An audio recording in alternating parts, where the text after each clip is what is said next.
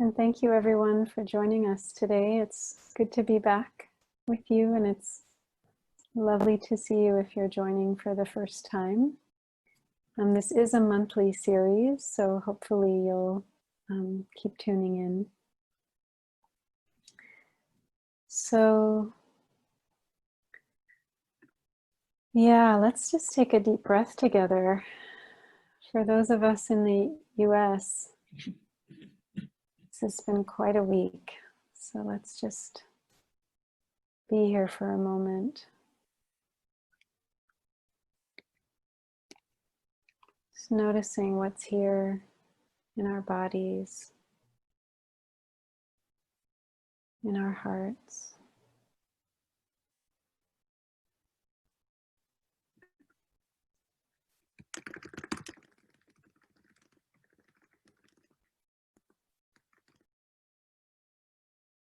Just really inviting whatever is here to have space, to be welcome.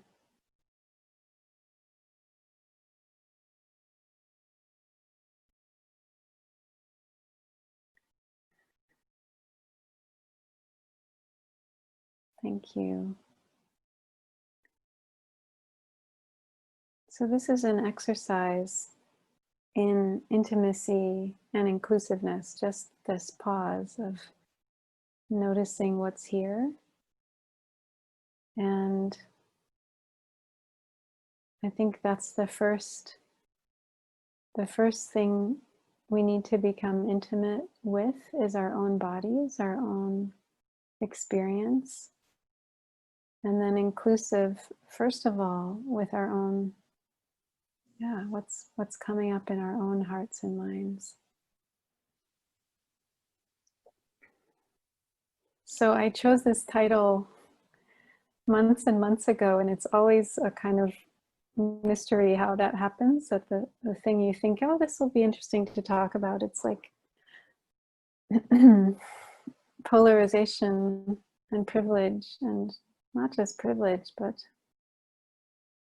deep structural racism and white supremacy have been on the front of our minds and hearts and newspapers and websites and TVs for the last 8 days. This is the 8th day of protests since George Floyd was murdered.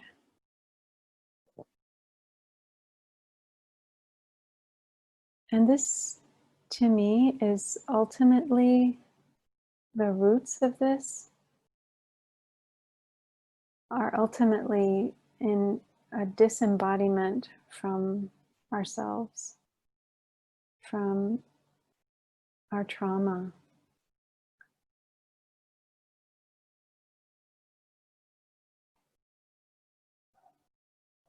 And this is really an expression of what's happening, that's been encoded in the DNA of our society from the beginning. So there was an article in The Root. This is a African-American publication, and it said a brief timeline leading up to the events of the murder of George Floyd. And it starts in 1619, okay? That's the brief timeline. This started way, way before, in the very, very way the US has come to understand itself as a country, as a people. So if we look at this state-sanctioned violence, and we really want to understand the root, because, unless we get to the root, it just keeps happening. I mean, I was listening to a wonderful webinar the other night with Angel Kyoto Williams and several other just phenomenal women. I'm happy to send this link out to we always send out a resource email after our sessions. But one of the women, African American, was saying, you know, we had a Black president for 8 years in the United States. Voting is not the only thing that's going to address this, you know. There was a lot that Obama couldn't do because of structural racism and because of the ways, you know, certain things were pitted against him. There were certain things he couldn't even say. So voting is really important, but there are things that are much deeper than who we elect to office that have to be looked at in order for this to really shift. So the root of this is our unhealed collective and individual trauma and our intergenerational trauma. People can only oppress and kill others when they're cut off from themselves and from their own bodies, from their emotions, from their own humanity. And others who let this happen can only watch and stay silent in the face of such harm because we're cut off from ourselves, from our pain, from our emotions.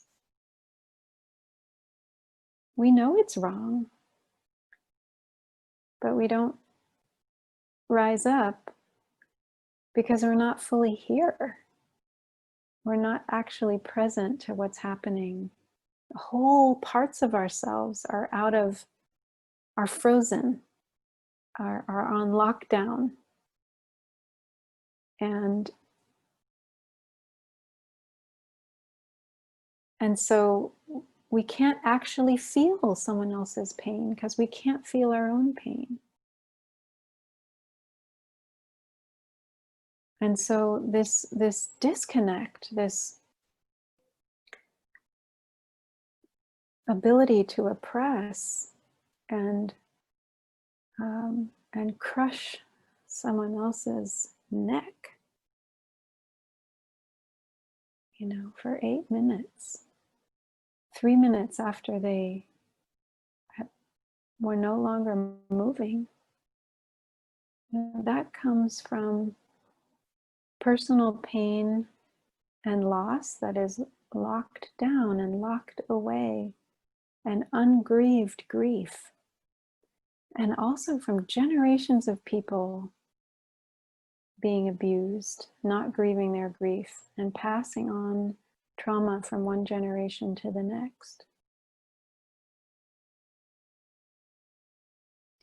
And not even knowing that that's what's going on. Knowing inside of your bones that something went down in your ancestors that wasn't okay. And having to tell all these stories to make coherence that must be okay. When it's clear in your body it's not okay that those things happened. This is from James Baldwin. I imagine one of the reasons people cling to their hates so stubbornly is because they sense once hate is gone, they'll be forced to deal with pain.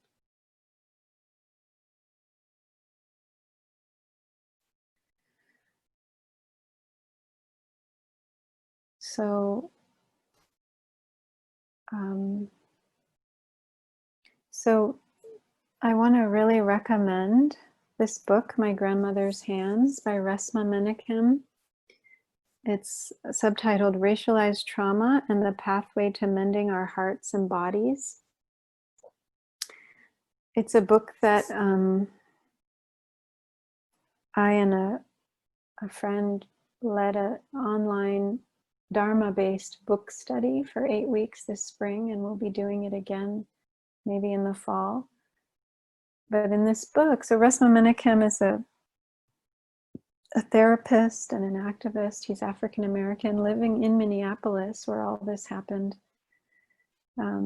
It's a book specifically for, how he terms it, Black-bodied people, white-bodied people, and police bodies. So it's really speaking to the US experience. It's Resmaa with 2 A's, Resmaa Menachem, that's the author.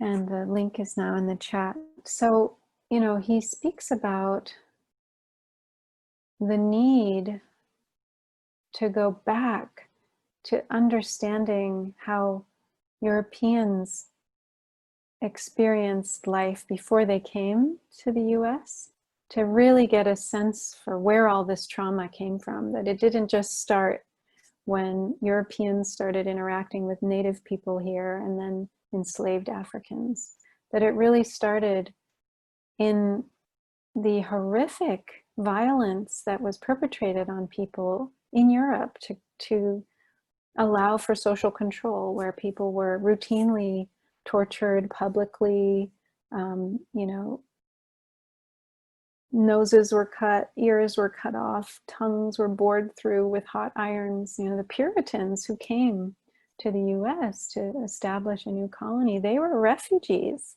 They weren't explorers, they weren't discovering. They had been severely traumatized, burned at the stake, ripped in parts. You know, I mean, this was commonplace. This isn't like making dramatic, you know, exaggeration. This is like how it went down generation after generation in Europe. So you had people coming over to you know, Turtle Island, and this was unacknowledged, unhealed. There was no space for this. It was even written into the Puritan code. You don't express your emotions. You know, you don't grieve. You hold it together. You know, stiff upper lip, that British colonial mentality. So what he says in this book is, you know, if we can't make space for our own grief, for our own loss, to really feel the trauma that's in our very, you know, blood and bones, if we don't turn towards that, we will blow it through other people's bodies.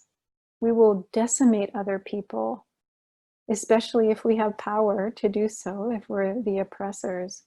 We will externalize that trauma and then make all sorts of stories for why that's okay,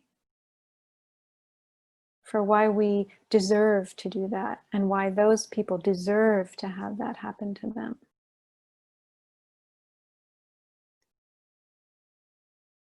And so that's this disembodiment, this dismemberment. We're actually dismembered when we aren't actively working to heal our trauma. And so we dismember other people. We suffocate them, kneeling on their necks. And this is not just, you know, this disembodiment, this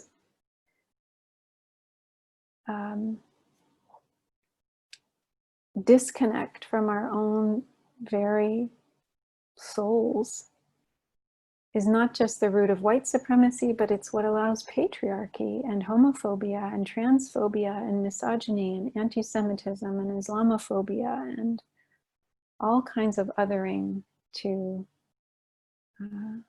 really flourish. So, so I want to offer us a guided practice that helps us to be with our own pain. And this is an individual practice, but we really need to figure out how to do this more collectively also. And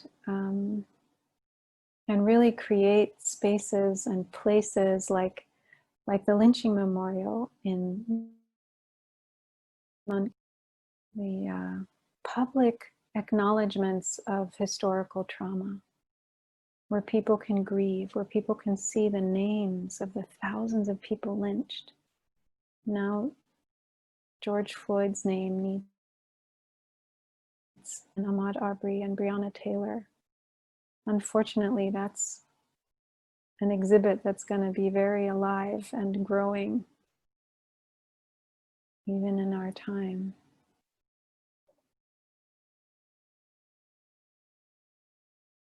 So we need to have ways and places and structures that allow for the collective grief to emerge.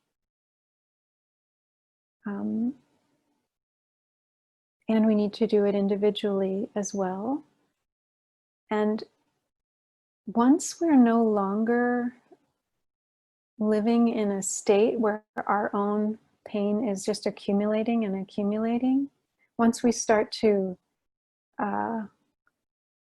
process that, metabolize that, we begin to become freed up to really live our own lives fully, but also all that packed down trauma from ancestral, intergenerational hurt and oppression and injustice can start to arise and metabolize and be healed also. So this is really important work, not just for ourselves, but for all previous generations and for the collective. When we start to clear out our own accumulated stuff, there's a flow there. We can channel, we can be part of a larger, we can transform other stuck trauma so it doesn't keep clogging up the pipes. And that unblockage is what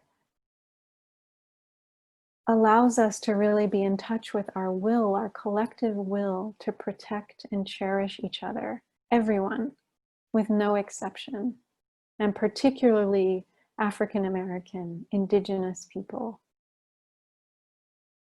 immigrants in detention centers. I mean, we need to turn to the people that are being most harmed right now, people in prison who are disproportionately people of color, to the victims of COVID that are disproportionately Black. Over 100,000 people have died in the US from this disease. A third have been Black. And Black people are only 13% of the US population. So they're dying at 3 times the rate of white people. They're dying at a higher rate than any other group. So as we clear out this collective trauma, we turn, and we are very determined when we do this healing work to put some skin in the game, to use our privilege to the harm. And it's been beautiful. I'm not even in the US, so I haven't been able to be at these protests myself, but I've been following them, and my family is going to them, my friends are going to them, and they're very diverse. There are all sorts of people coming out to protest and to say, we won't stand for this.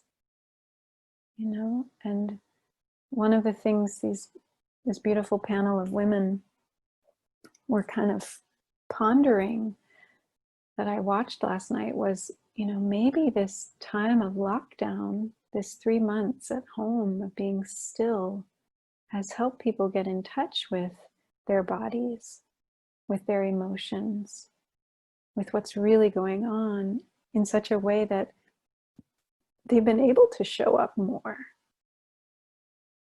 and feel more and have more empathy, because that's really, I was reading today about a study that showed that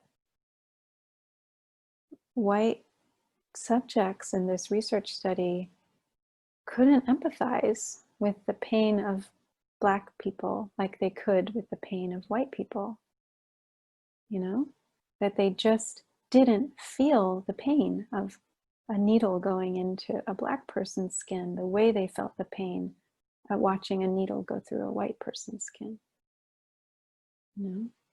I mean, this is really deep. This is not even, as Angel Kyoto Williams was talking about it, this is not a choice people are making. This is not about a belief.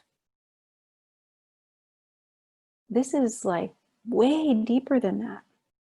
This is like way below conscious awareness. just, you know, and then, and not only did they find white people found it harder to empathize with Black people's pain, but Black people found it harder to empathize with Black people's pain. And it had to do, in this study, they were saying, with a perception of how hardened, of how much hardship, not hardened, how much hardship someone had to go through. If someone was perceived to be more privileged, they were perceived to feel more pain. And if they were perceived to be, you know, have had to endure more hardship, they were perceived to feel less pain, which is, of course, not at all the case, but it has real impacts in, look at COVID. I mean, a lot of the people who show up who are Black are not getting treated. They're not, their symptoms aren't getting taken seriously, or they're not being given this, you know, same amount of, it's in this study. White patients get more pain medicine than Black and Latino patients. And that for the same level of pain, they're underestimated, you know. So, I mean, this stuff has really serious real world consequences if you can't feel someone else's pain, if you can't empathize. So how do we break out of that, right? Part of it, and this is only part of it, but part of it is to really connect with our own pain and clear out that trauma, that the grief that we haven't allowed ourselves to grieve. So this is a meditation I'm going to offer us from communication tradition.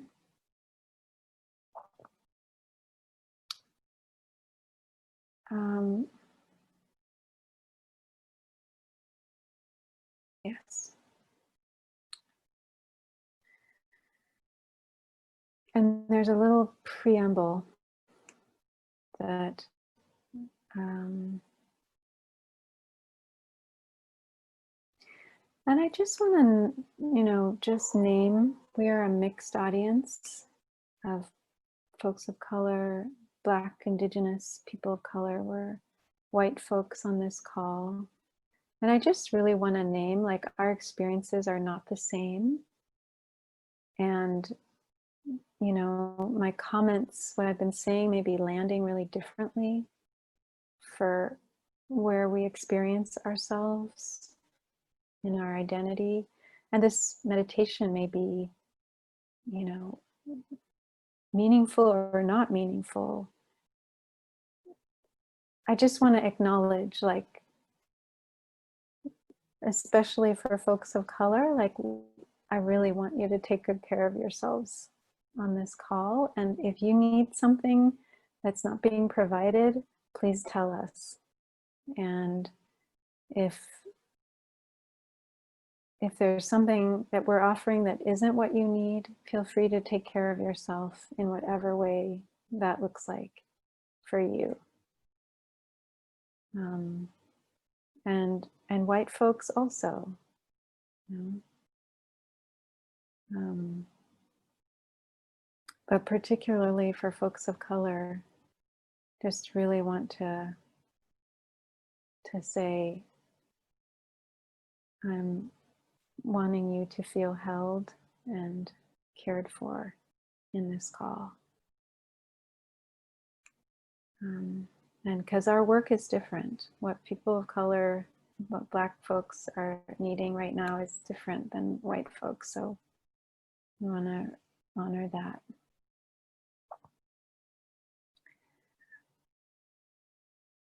And we probably all have things to mourn. So I think this exercise may speak to everybody, even if differently.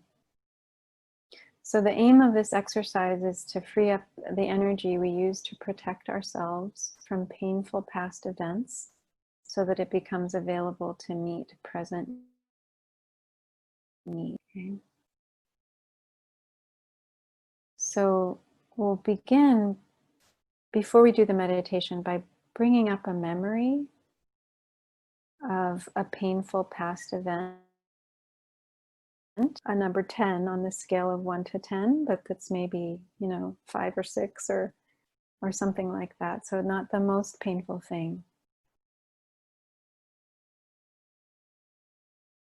Find a past event that continues to trigger anxiety or an urge to protect or defend yourself.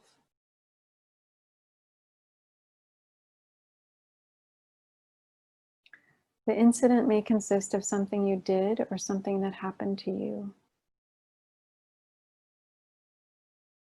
So just take a moment to, if you want to write it down, if that's available to you right now, you can do that. Or just let the memory surface.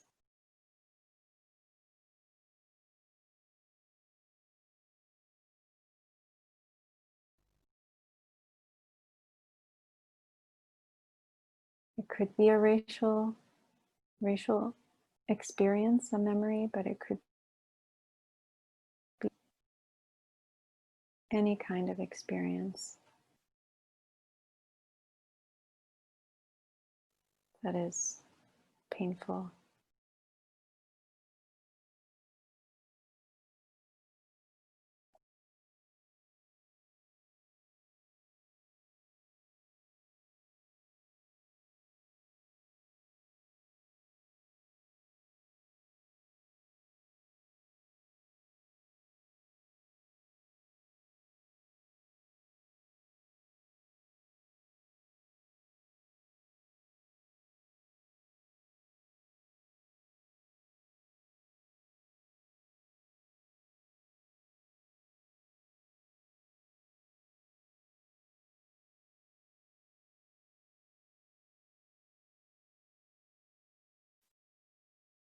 So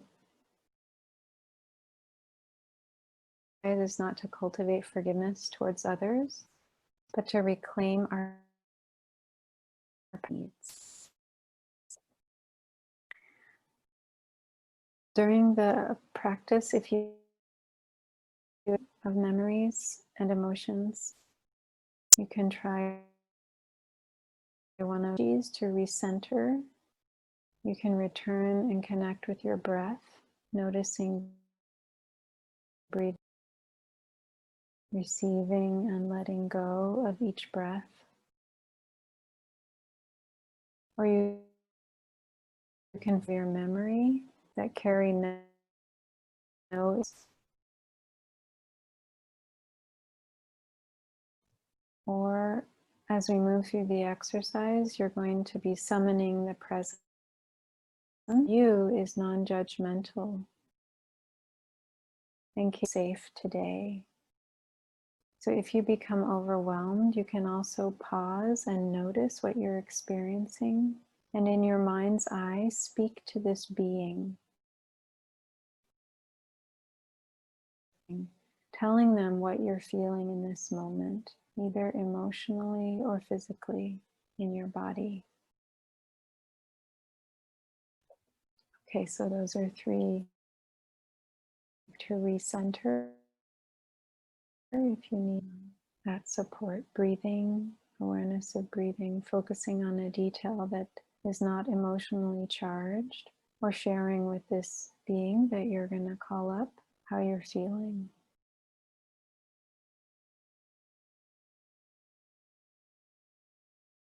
All right, so sitting comfortably with a straight spine that's also relaxed. Adjustments.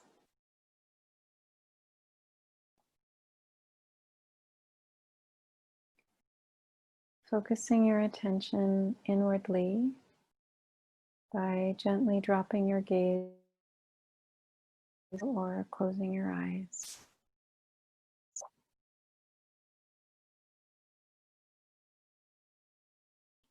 Focus your attention on your breathing.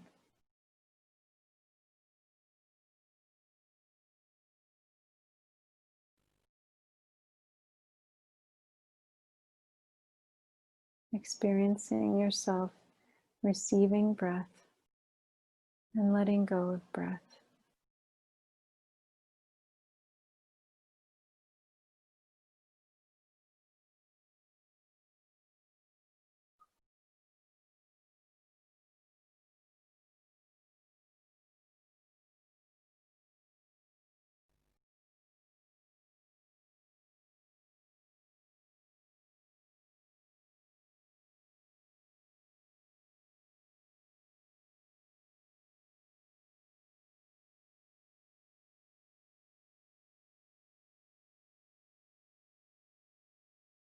So imagine yourself now in a place where you feel safe and free.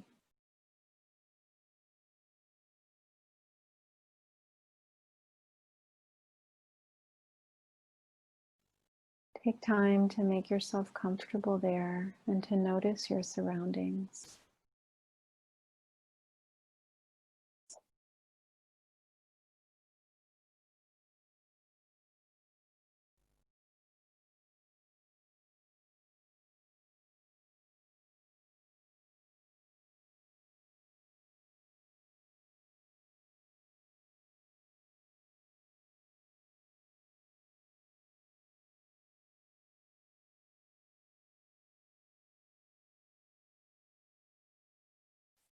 Just feeling what's nourishing in this place for you.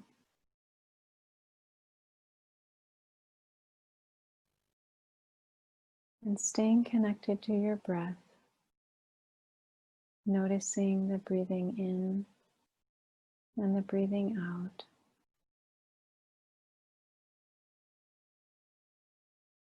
And the letting go of breath.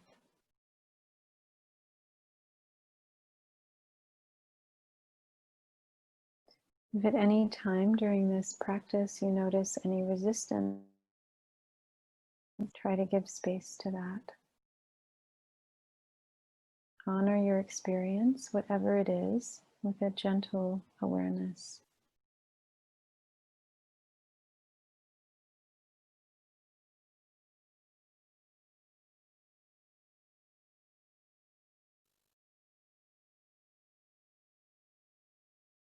Now bring to mind a being in whose presence you feel completely safe.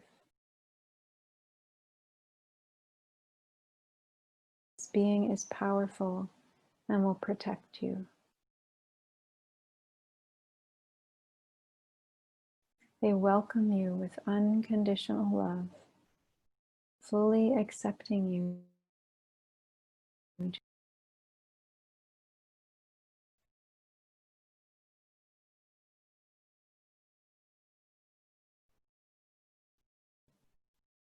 Invite this being to join you in the safe place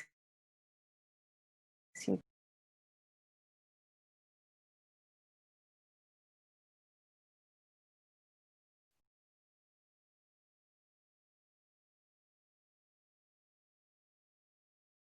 When you're ready,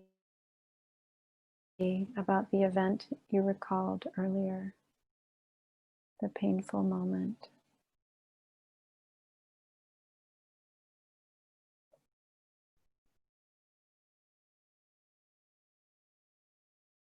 Describe what happened.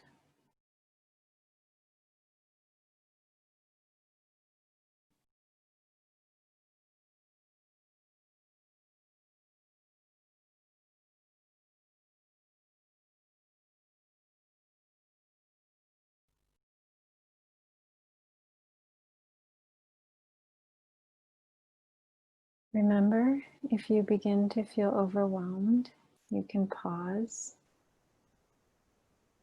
and center yourself by going back to your breathing, feeling the in-breath and the out-breath, or focusing on a detail that has no emotional significance. Or you can center your attention on the here and now, on what you're feeling and on the sensations in your body, telling this protective being what's right here, right now.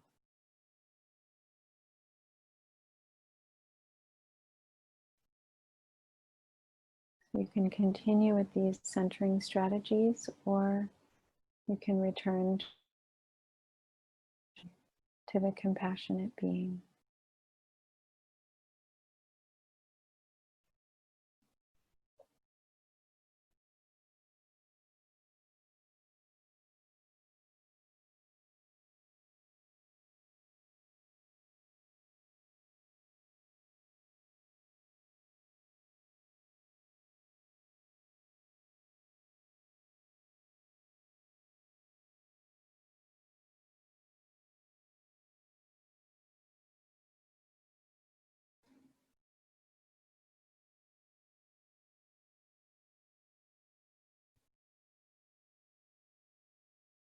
When you've completed your shift, take a moment to notice what it feels like to be empathically received by the compassionate being.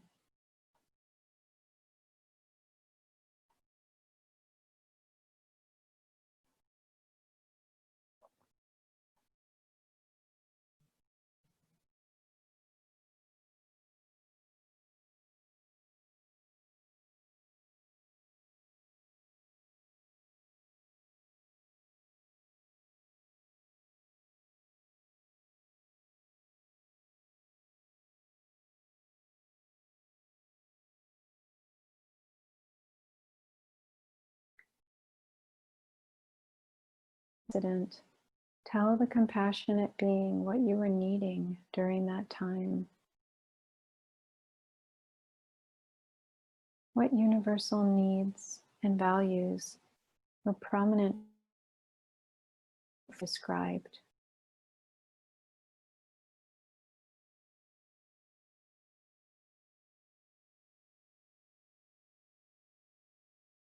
Notice the deep appreciation with which is receiving the needs you just named.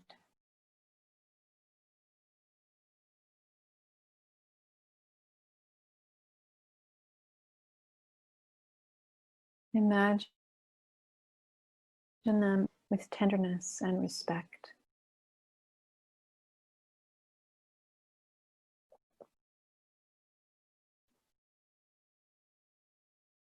Stay here together, the preciousness of the needs.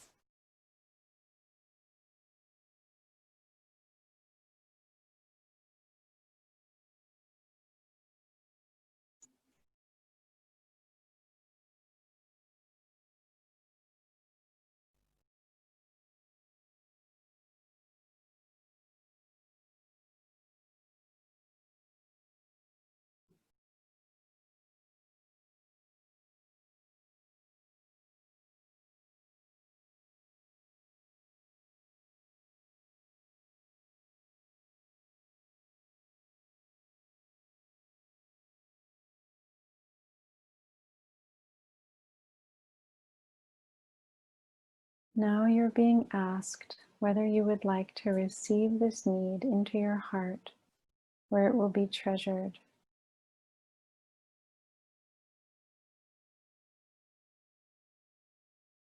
If you yourself receiving this valuable quality, allowing either yourself or the compassionate being to place it carefully into your heart.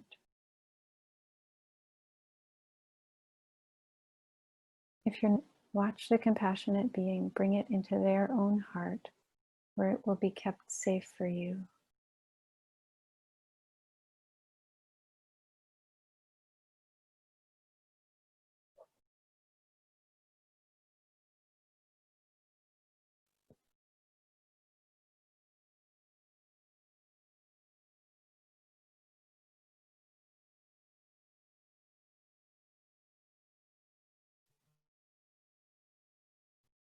Just noticing now how you feel as you allow this need to be fully seen and cherished by this loving being.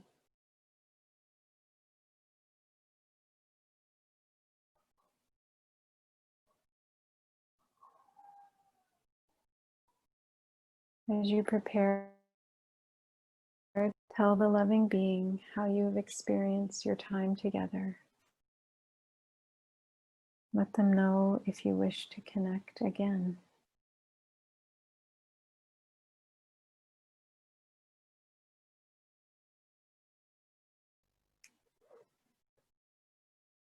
Now bid goodbye to the being whom you've invited for this journey.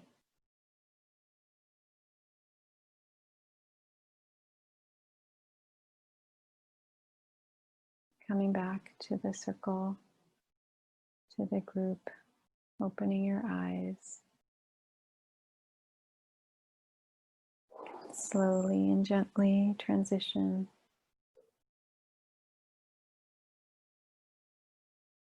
and welcoming each other back with our eyes. Noticing who's here with you. Holding cherished needs and values.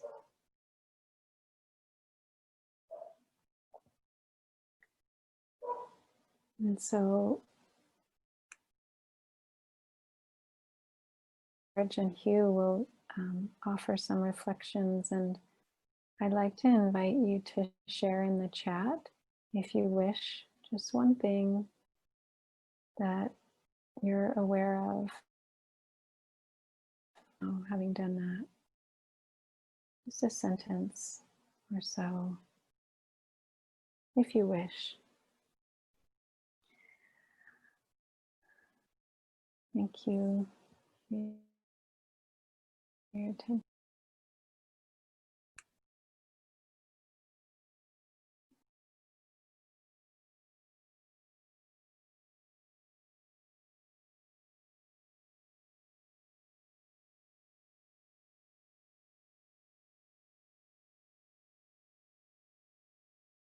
There's the need of no shame for being a colored person of color.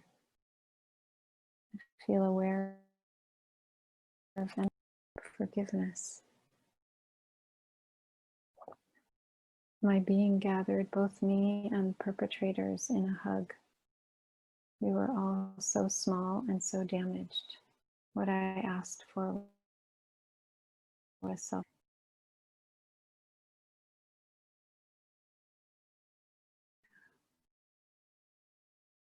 Feel free to share, and we'll just allow the sharings to move on to the other teachers' reflections. Thank you.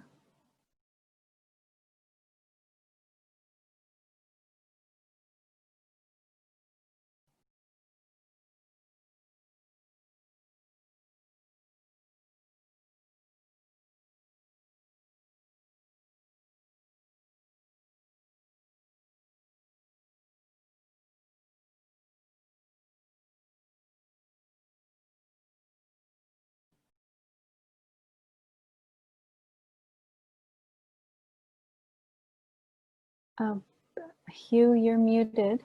Yeah, I wanted to check if George, if you would like to share anything. Hugh, I'm so touched by what Kaira Jewel said and how she led it. I'd rather you speak, and maybe I'll have something at the end. I have been thinking along related but slightly different lines. You know. Thank you, George. And thank you, Kaira Jewel. That was such a powerful just reflection and talk, and the meditation. I just feel like sitting with it as well, but I'll share a few words. Just some out of my experience of doing some of this healing work as a white person, work around social justice, racial justice particularly, but and about waking up, here in the Washington area, in the Insight meditation community, quite a number of teachers did a year-long program, you know, what the White Awake program, the white teachers to kind of waking up to whiteness, very much what you shared of what, you know, really what is below the line and what we've become disconnected from. And one of the things that is feels really really important, and that you embody so much, Kaira Jewel, is that this work really needs to be done from a place of compassion and of self-compassion. If it isn't, then I think we do, you know, what we tend to do is to, and I think particularly speaking as a white person, what we tend to do is we go into bypassing. We find ways of kind of not, as you were sharing James Baldwin's quote, of not feeling the pain, but kind of either having the luxury to avoid it, kind of shutting it out, which obviously, you know, is a privilege that white people have. We can, because it isn't, you know, we're not hitting it in the oppressive way that people of color are just of every day of their lives. And so, or, you know, the other way, I think it's very easy to bypass our feelings is to go into blame, you know, the other, you know, them, they're doing this. And I think what we do then is we just keep that cycle going, you know, the cycle of, you know, we're right, you're wrong, they're wrong. And I think that what I found really powerful about the teachings of the Dharma, teachings of mindfulness and compassion and equanimity, is that it provides really a container for helping us hold what will naturally come up, kind of when we begin to pull back the veil, you know, or whatever image, you know, and look at what we haven't been, you know, we've kind of avoided looking at, or we haven't even been aware that it was there to be seen. Then a lot of, you know, difficult feelings can come up. I think guilt and shame, I think for white people, are very, very, very kind of easily come up. And then that easily leads to a shutting down, you know, kind of, you know, it's too much, I don't want to feel this. So the avoidance and bypassing again. So I think what is powerful about the practices is that, you know, we open the space of compassion and awareness to hold it all, you know, and we become to recognize, you know, that it isn't about a bad self, you know, oh, I'm, you know, I have this, I'm bad for doing this, or I've made a mistake, I've said something unconscious or insensitive. We can kind of open to the much larger truth that you've been speaking to, Kaira Jewel, that that this is a shared suffering, you know, that we've inherited, you know, that comes from long history, and that we can either, you know, begin the process of putting an end to it, kind of ending it here through what we do, how we meet our experience, and the actions that we take, or we, if we're unconscious, we just, as you were saying, kind of keep we pass it on to future generations, and so we'll be reliving, you know, George Floyd and all of the other you know, extraordinarily painful events and experiences, and and it just, the cycle just goes on and on. So I think what just to finally, just to say that, you know, the whole set idea of this mindful engagement program was to bring together the you know, with the inner, quote, inner work with engagement in the world. And so, you know, what naturally comes up, and what I've heard very often, even in the last few days, from, you know, from white people, is, what can we do? What can I do? What can we do? And I think that's a really important question, but it's a question that has to be linked not just with a kind of immediately go to the, you know, what can I do? How can I solve it? Because that can be another way of bypassing. So to do the inner work that you've been leading us in today, Kaira Jewel, and, you know, and out of that compassion, out of the insights that come up, then, you know, and go into, you know, what is it that I can do? And so I just as a resource, I found a friend who's a Quaker from the Friends group here in the Washington DC area, shared I thought a really helpful resource of 75 things white people can do for racial justice, and I'll put that in the chat box. But I'm just really appreciative that we have the time, have the opportunity to do this, and have you kind of leading us in doing this, Kaira Jewel. So thank you.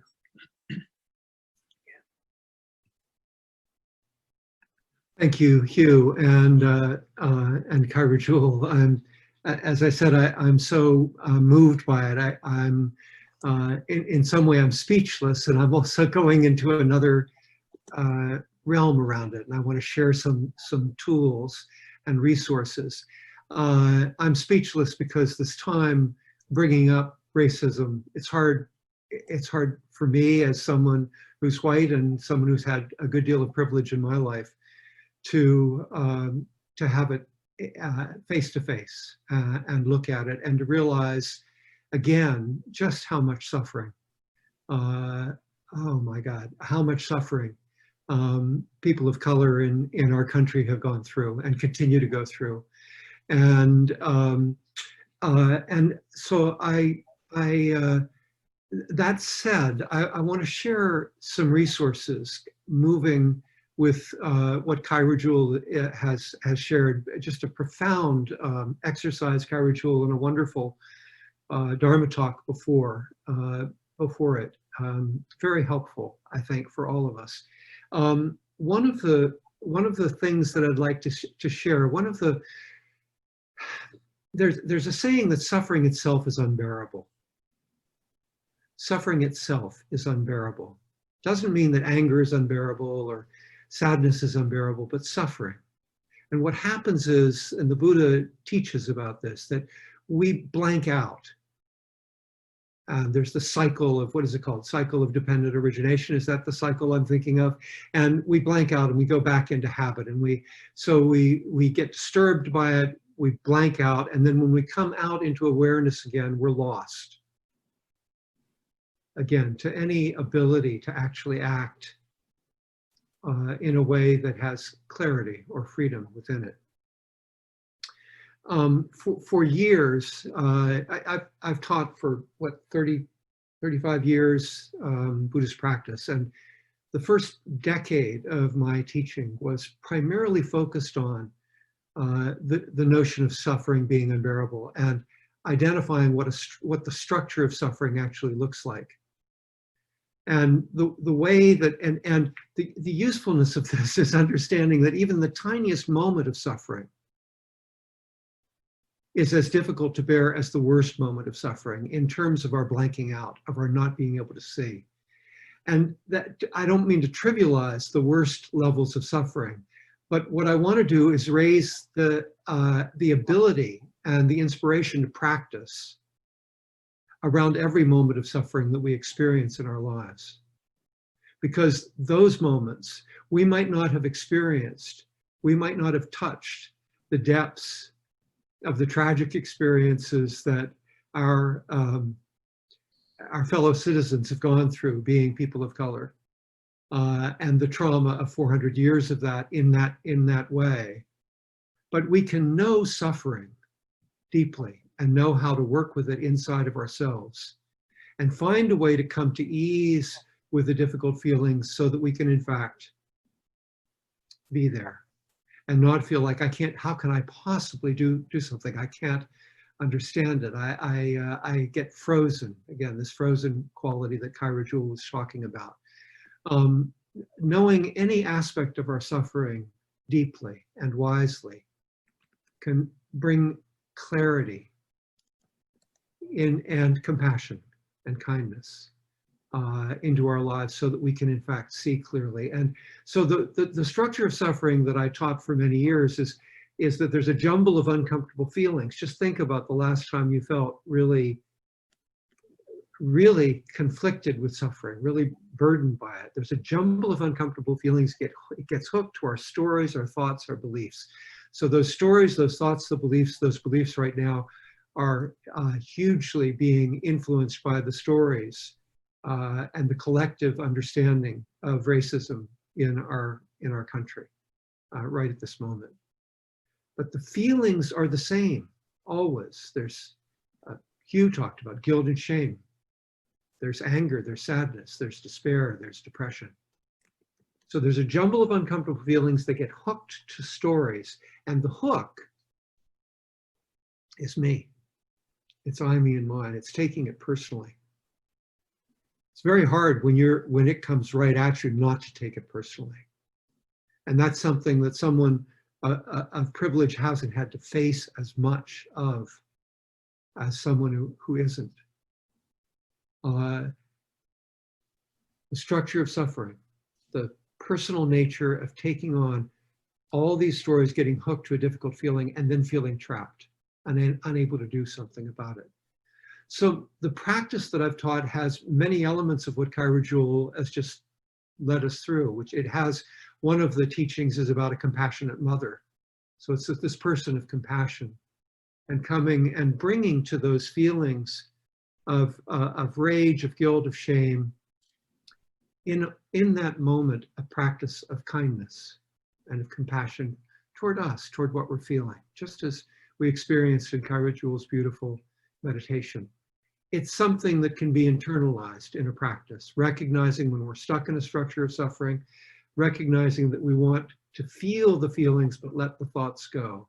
And that, in a way, is the mantra that I've taught it for years. It's called just simply letting thoughts go, letting feelings be. It gives our feelings space to be felt. And it allows the experience of compassion or empathy or kindness to come in. So I wanted to just offer that as a bridge to a couple of other things, a couple of other resources that I want to say that one of them is just something I'm doing right now and aware of coming out of my experience, but the other one is really about the practice. The practice, I love the four, what is it, the things that the bodhicitta, the bodhisattva's vow, and vowing to take on all suffering and overcome it. Mindfulness itself delivers if we practice with sincerity and precision and caring. We deliver in great mindfulness practice both the ability to see clearly and the ability to be present with empathy with whatever is surrounding us. So for me right now, the greatest resource I have is practice. And I practice a lot. I practice hours a day. And when I don't practice so much, or I have a sleepless night or something, one of the traumas of this week hits you, and you're not careful, you're worn out by it and you can't see clearly and you don't have, and you react rather than are present. So I highly recommend just simply realizing the resource of our practice, which leads to awakening. And that awakening is a mix of wisdom and compassion, of clarity and kindness. And every time we practice and we experience clarity in our practice, we now have a resource to bring to our next engagement out in the world. Extremely valuable. Use it. Don't squander. Let's not squander our lives. Life is such a precious thing. And we are the greatest resource we have to actually deliver this. And I'm just going to share one other thing that's not necessarily about practice, but it's something that from my background professionally, as many of you know, came through economics and through the world of finance. I was there in 1968. I've been around for a while.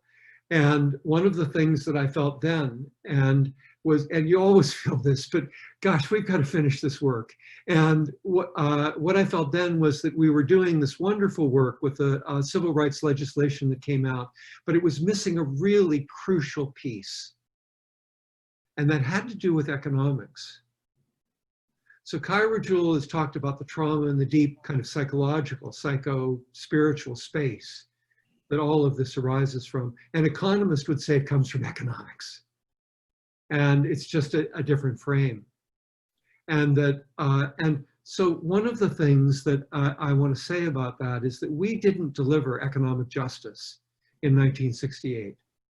We passed something that had some help around jobs, around labor law and all of that.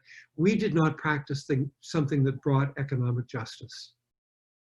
And if we don't do that now, all of this will come back to bite us again. That it requires both this deep internal place that we work with, but it requires change out there as well. And it's important that we not settle. And to me, that economic justice, Kaira Jewel spoke beautifully about bringing all of us together. It's not just about Black people in this country, it's all of us. And all people who've been discriminated against. And all of us have felt that at one point or another, in one way or another in our lives. But that economic justice means not only the ending of racism and supporting with really significant reparation, but it also means ending poverty for everybody. Not setting up a situation where other groups can be traumatized, blamed, made into an ism, and reified again when a person who longs to be a dictator takes over. So we need to finish that work. And that work requires more than anything, our clarity and our kindness, which comes from our practice, but also our awareness that there are external things as well. And that's why we're here with mindful engagement. We need to engage and spread the word to make sure the sources of this, the roots of this, both external and internal, are not left with seeds to fester.